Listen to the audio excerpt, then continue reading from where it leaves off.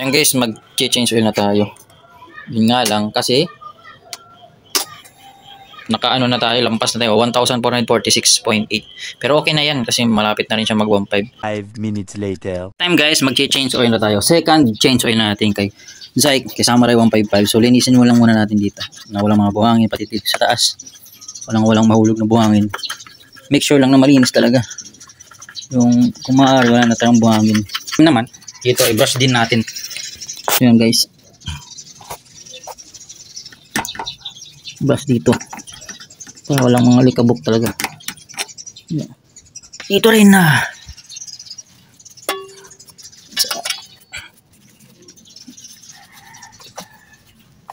Change oil na kita guys.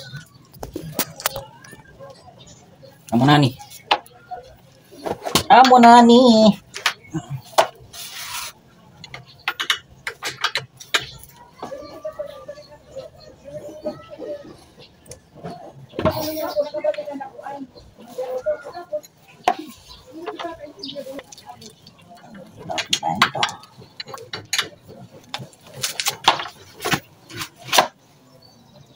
Oh, yun.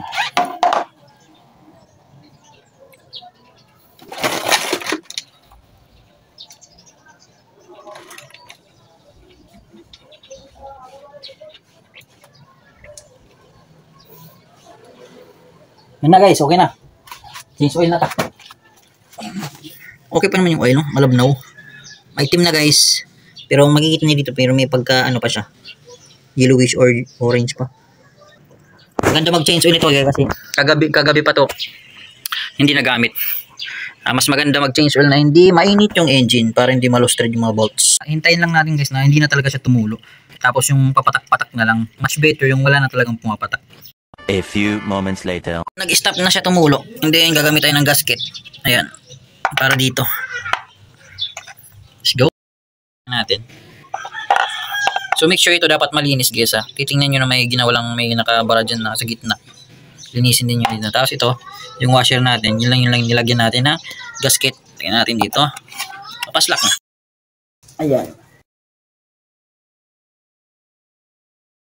Sining guys sa mga puti-puti kasi yung dati pa niya yan na ano na pinaglagyan ko ng oil pero hindi ko hinugasan. Yan, ganun lang yan talaga. Pag na ano. Pero ano na tinanggalan ko na yun ng oil pero yun nga may bakat pa rin kasi hindi natin hinugasan eh. Sa ano na tayo guys? Sa gear oil na tayo. Ayan na. Ayan na.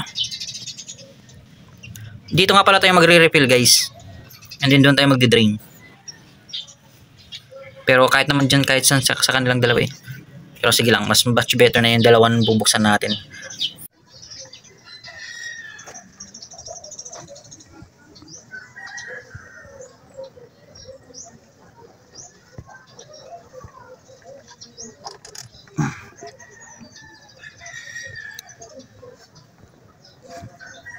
Guys, medyo madami-dumi yan kasi 200 ml yung nalagay natin sa unang change oil natin sa gear oil. Actually pinagsasabay ko na guys yung gear oil tsaka engine oil. Mas maganda laging sabay para kapag bago yung oil sa engine natin, mas bago din yung oil na sa gearing natin para goods na goods ba. Nakaangat na yung isa.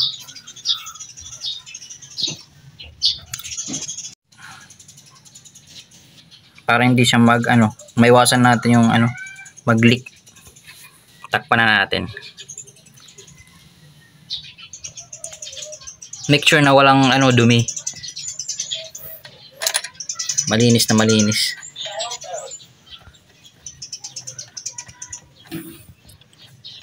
Tsaka yung paghihipit natin dito guys, sakto lang.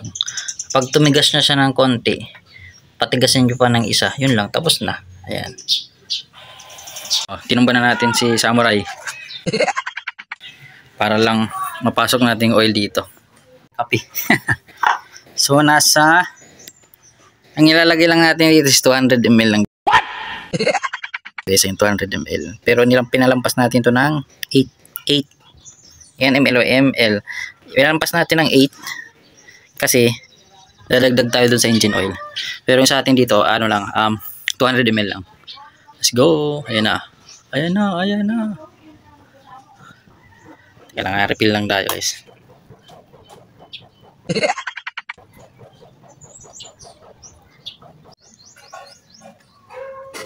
Okay na siya. Yeah. Tayo. Ito ang gagamitin natin. Let's go. Buksan na natin to. Yeah. Buksan na natin to.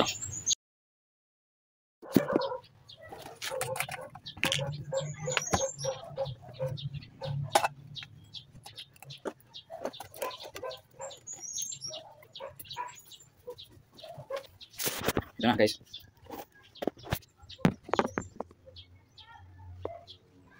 Maganda ako. Basta yun na yun.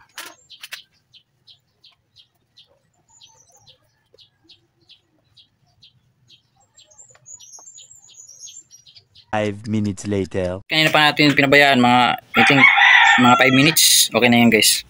Wala nang tumutulo. Goods to goods na yan. Okay na. 20W40 automatic scooter MB. Okay na. Goods na goods na. No, nakikita natin yung oil. Malinis na rin to guys. Pinunasan ko ng tissue.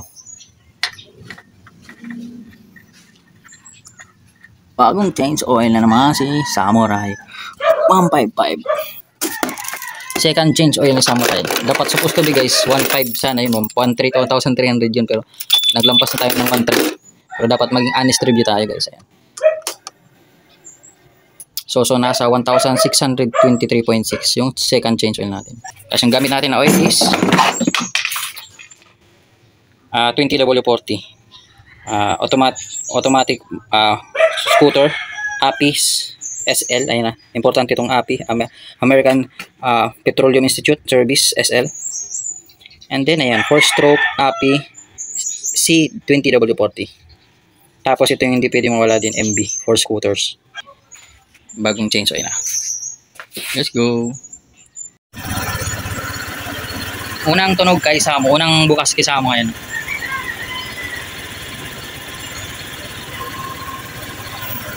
Unang bukas kay Samo. Second change oil ni Samo guys. Second change oil ni Zyke. Cycle lang muna natin yung oil. Napaka smooth. Tahimik.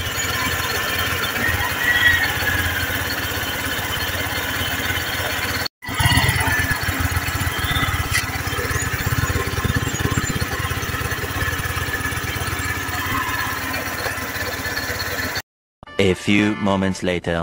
Yun na guys, katapos natin mag-change oil dito na ngayon sa bypass road. Dito kami ni Clinton kasi meron kaming photo shoot at saka video shoot. So dito yan, si Clinton may naka-Honda Click 150i. Yan dyan yung motor ni Coach Aki. Kasi nandito rin si Coach Aki kasi ginamit niya yung motor natin. Tinest daw niya kung okay ba yung performance. Yun na guys, bali dito nag-start na kami gumawa ng photo video shoot namin ni Clinton. So first dito, ako muna yung kukunin ni Clinton. Let's go!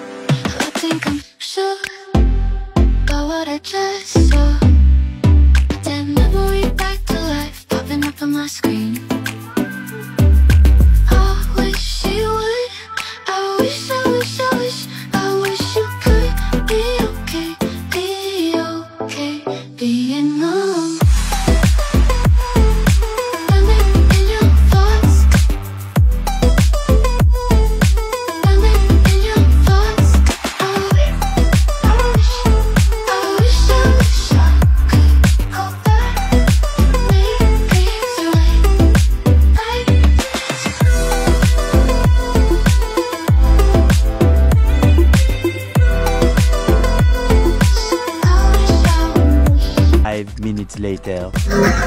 Let's go!